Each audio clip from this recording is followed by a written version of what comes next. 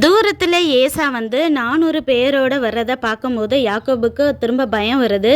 பில்கால், சில்பால் அவர்களையும் அவங்க பிள்ளைங்க எல்லாரையும் ஃபஸ்ட் ரோவில் நிற்க வைக்கிறாரு. 2வது ரோவில் வந்து லேயாலையும் அவளுடைய பிள்ளைகளையும் நிற்க வைக்கிறாரு. 3rd ரோவில் வந்து அவருக்கு பிடிச்ச ராகேலையும் யோசேப்பையும் நிற்க வைக்கிறாரு. அதாவது ஏசா வந்து ஃபஸ்ட்டு கோவத்தில் முன்னாடி உள்ளவங்களை அழிச்சிட்டா கூட பின்னாடி உள்ளவங்களாம் மிஞ்சுவாங்களே அப்படின்னு சொல்லிட்டு அந்த மாதிரி நிற்க வைக்கிறாரு.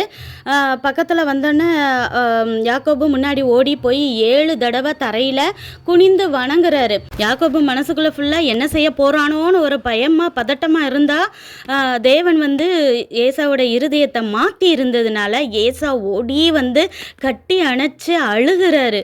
யாக்கோபுக்கும் சென்டிமெண்ட் ஆகி ரொம்ப 2 பேரும் சேர்ந்து அழுகிறாங்க.